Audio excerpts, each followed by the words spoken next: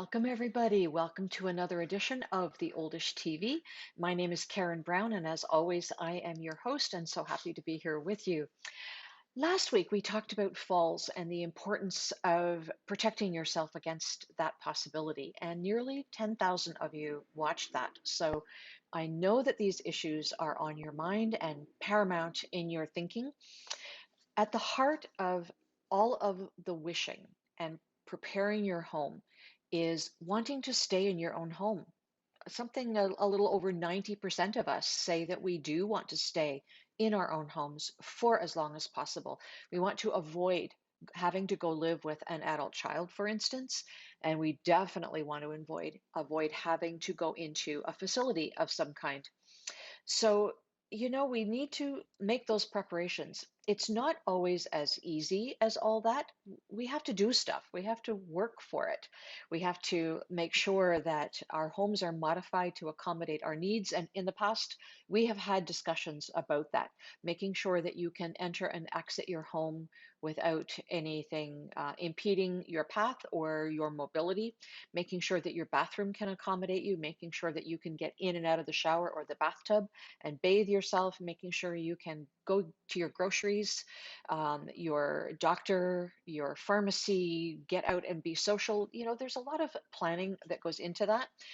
You also need to make sure that your adult children and those that love you are on board with your plans. We've talked about that. If you haven't seen episode 117, go back and watch it. You can just scroll down in our videos and you can find it. It's called When Your Children Worry. And yes, there does come a time when there's a bit of a role reversal in all of our lives, and our adult children start to question what we're doing and maybe start to parent us a bit.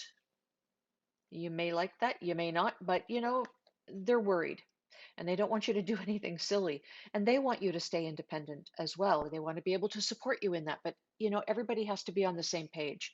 So you can go back and watch that episode 117 and find out about your children. If you want to find out about modifying your home against fall proofing, you only have to look at last week's episode. But today I want to talk to you about a topic that some of you have written to me about, and it has to do with how you do all of this. The discussions you have with yourself, the negotiating is actually what it ends up being. We negotiate with ourselves, sometimes with a partner. If you live with somebody, you have to negotiate with them. And these discussions can go on for a period of time, but it is negotiating. If that sounds a bit odd to you, let me tell you how that goes.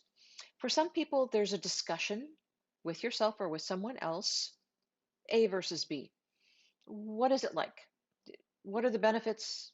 What's the value proposition of A versus B? Some people do not like making decisions at all, and they will totally abdicate that role, completely abdicate that role. Is that you? Please don't tell me you're abdicating any of your responsibilities to yourself. Other people, will make those decisions eventually. If you're abdicating the role, sooner or later, a decision will have to be made because honestly, folks, the years ahead of us are not as many in number as the years behind us.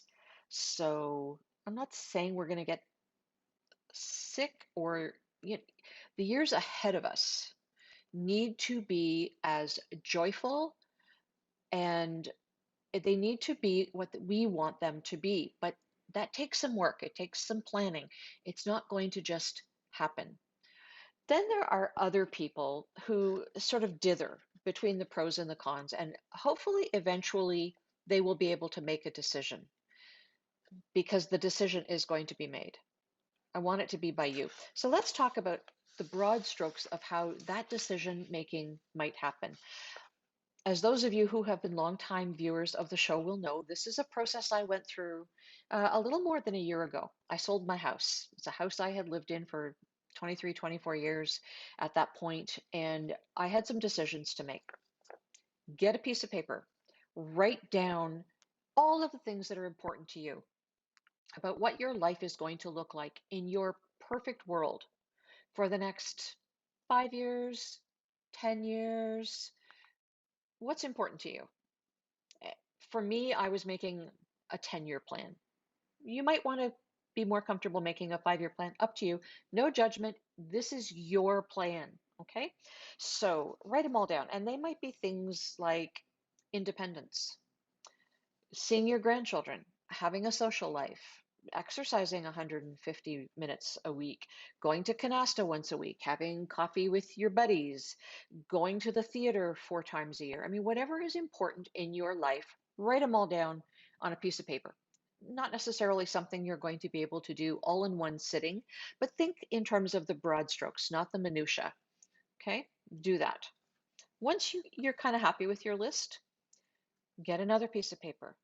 And then using that first list as a reference, start putting those items in order. What is the most important thing to you that is non-negotiable?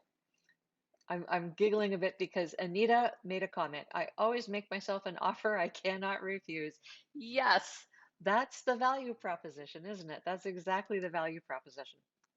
The number one thing on my list is independence. That's the non-negotiable for me. So the next two things on my list are things that are going to support that independence. So the second thing on my list is staying fit and healthy. Means I've got to keep on exercising, kind of have a handle on that. Pretty happy with that. Need to stay healthy. Number three on my list is making sure that I can cook, dress, and bathe myself. Now, dressing and bathing myself, if I stay fit, which is number two, I should have the range of motion and the ability to dress myself and bathe myself. Okay, see how this is going? It's a bit of an order of priorities. Cooking, honestly, for me, that's a bit of a struggle.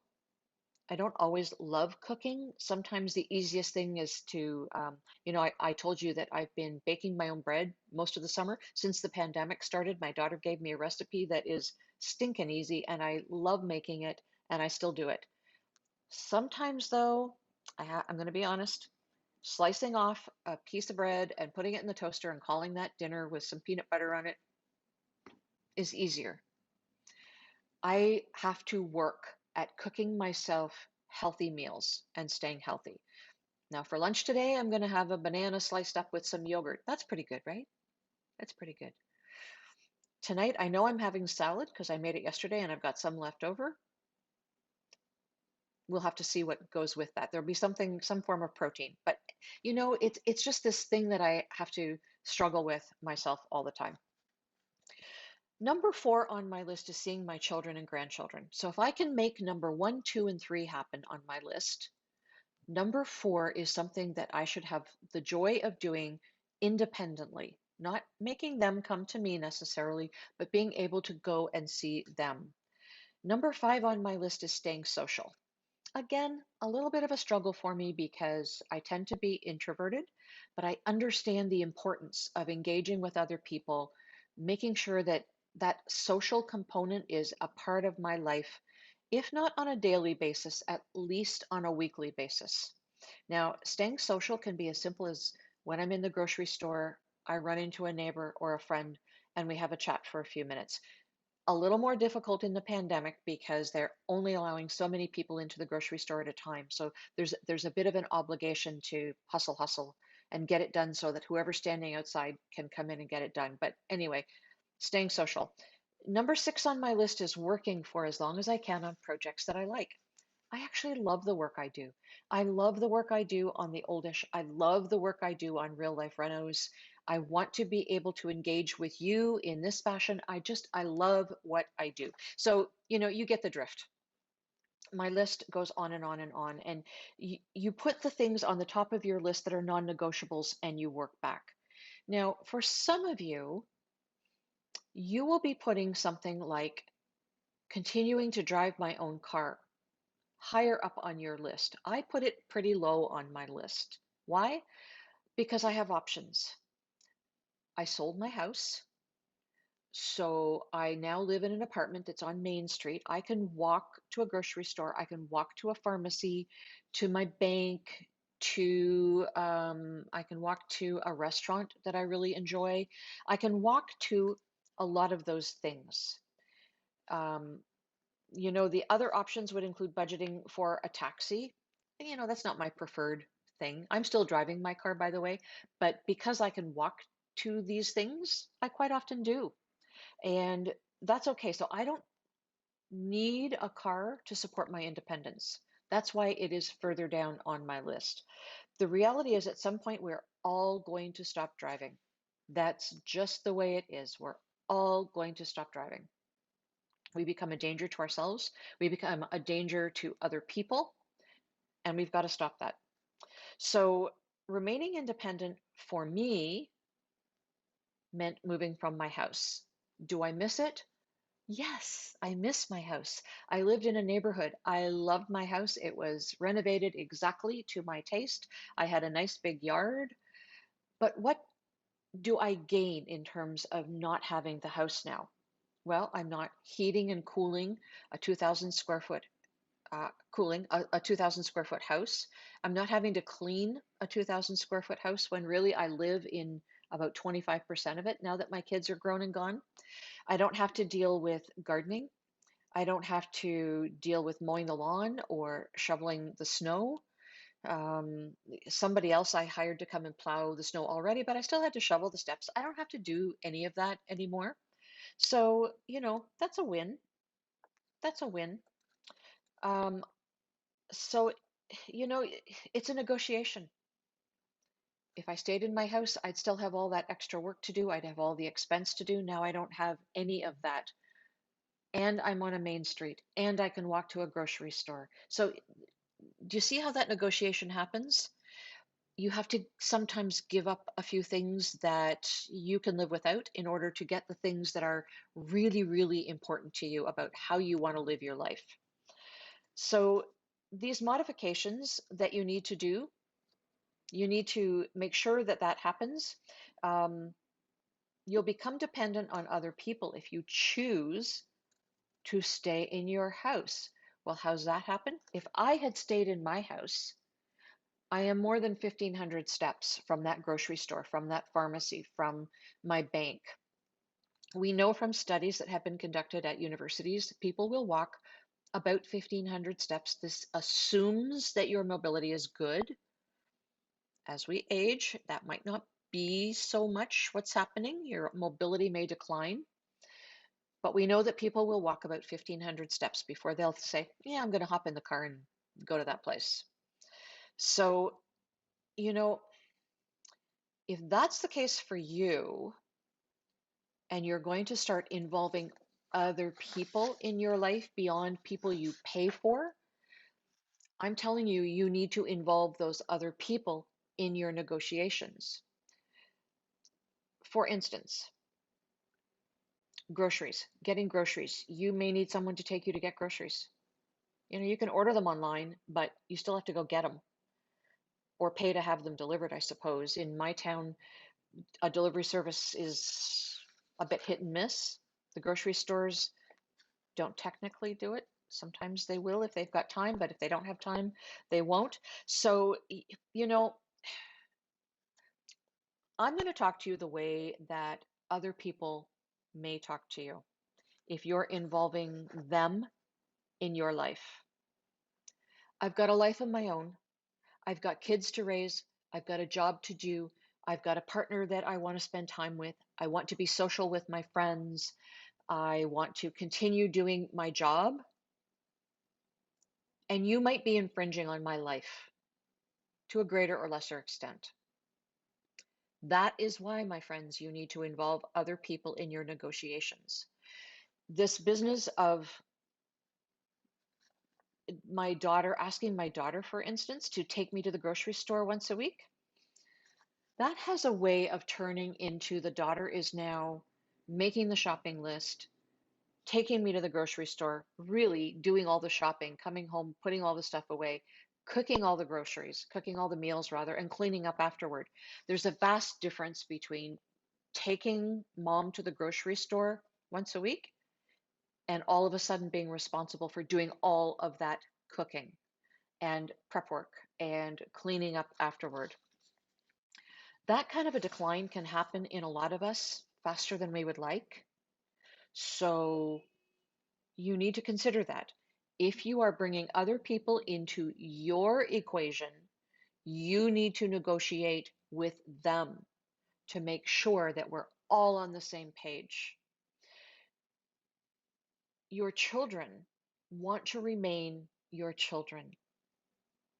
They don't want to necessarily bathe you and dress you and toilet you. For you, that may be a cultural thing. And again, that is your life, no judgment. But if that is not what your children see themselves doing, if that's not how they see their role, get it out on the table and have that discussion. It is a negotiation.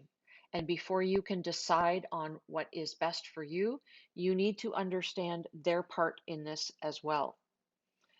You may not want your children to be involved in that way, and that's fine. You still need to figure out how to get the groceries, how to get to the doctor, how to, how to do all that stuff. If you put staying in your home higher on your list and your home is not accessible to all of these things.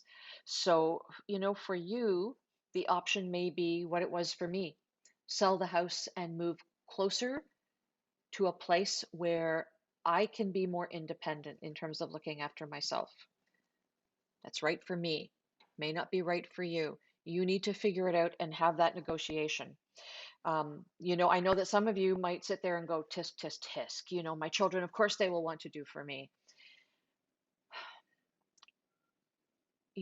As mothers, we may find ourselves saying, I gave up everything for my children. I raised my children.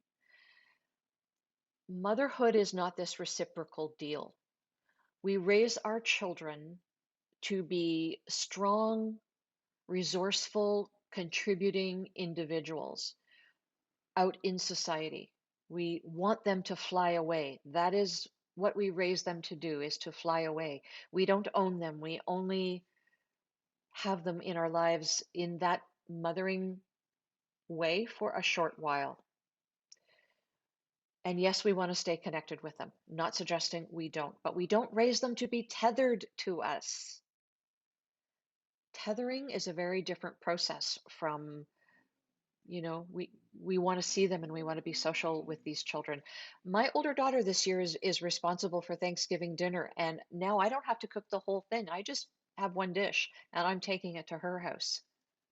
Ah, isn't that wonderful? Yes, well, that's the way things really should go. So, just be careful about how you do that negotiation. Negotiate for yourself what your life will look like for the next 5 years or 10 years or whatever period of time. Make that list. Negotiate with whoever you've got to negotiate with.